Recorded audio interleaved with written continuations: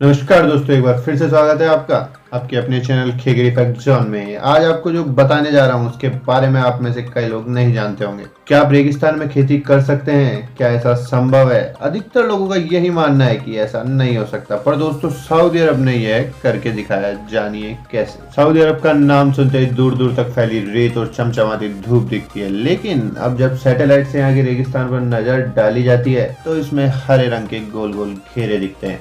लेकिन ये घेरे है क्या है इसके पीछे का सच?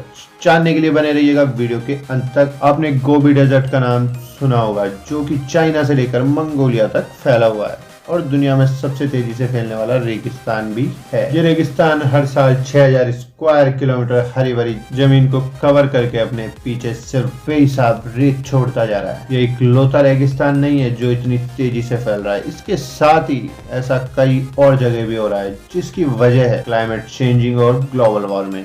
अपनी जरूरत के लिए पेड़ को काटना और बड़ी बड़ी फैक्ट्रीज लगाना अब हमें ही भारी पड़ रहा है। इस तरह से डेजर्टिफिकेशन का होना धरती को रेत में बदल रहा है। हर जगह रेगिस्तानों का आकार बढ़ता ही जा रहा है और एक अनुमान के अनुसार 2050 तक धरती की 25% जमीन रेगिस्तान में बदल जाएगी। लेकिन इन सबसे उलट सऊदी अरब ने जिस तरीके से इस सिचुएशन को हैंडल किया है वो वाकई तारीफ के काबिल है। 1930 से पहले तक कई अरब कंट्रीज इतनी डेवलप नहीं थी जितनी अब है, लेकिन जब यहाँ की जमीन से तेल निकाला और ग्लोबल लेवल पर ऑयल की डिमांड बढ़ती चली गई और साथ साथ इन देशों की आमदनी में भी इजाफा हुआ। कई सालों तक दुबई की पूरी कमाई सिर्फ तेल पर ही निर्भर करती थी। बड़े बड़े शेख लग्जरी लाइफ स्टाइल जी रहे थे और उनके पास इतना पैसा हो गया कि उन्हें गिनने में कई साल लग गए। ये सारा पैसा ऑयल से ही आ रहा था और ऑयल भी इतना कि इससे खत्म होने की सीमा ही नहीं थी। आज भी सऊदी में इतना ऑयल रिजर्व है कि ये अगर ऑयल को पूरी दुनिया में एक्सपोर्ट नहीं करे तो ये 221 सालों तक खुद के देश में इसकी आसानी से खपत कर सकते हैं। जी हाँ दोस्तों,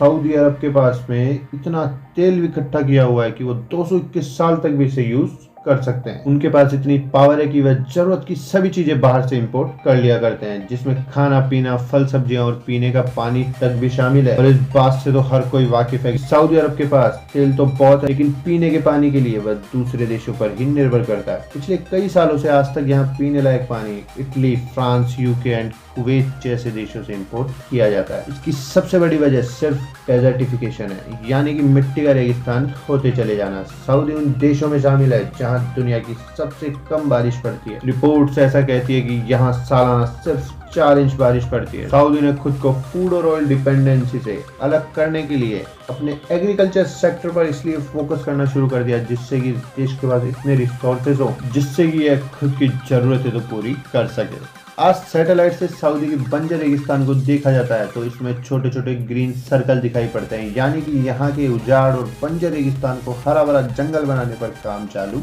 है।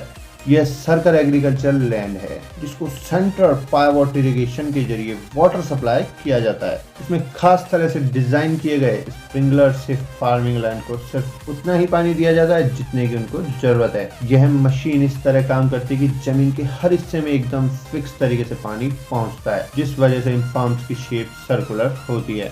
वाडी अल दवासिर में बना ये farm land total 5000 square feet में फैला हुआ है, जो हर साल बढ़ता ही जा रहा है। इसे सैटेलाइट पर देखने से ग्रीन डॉट दिखते हैं, वो दरअसल ये करीब 1 एकड़ जितने बड़े होते हैं। पूरे सऊदी में हजारों ऐसे एरिया हैं जिसमें ये फार्म्स फैले हुए हैं, जिसमें टाबू प्रोविंस भी शामिल है।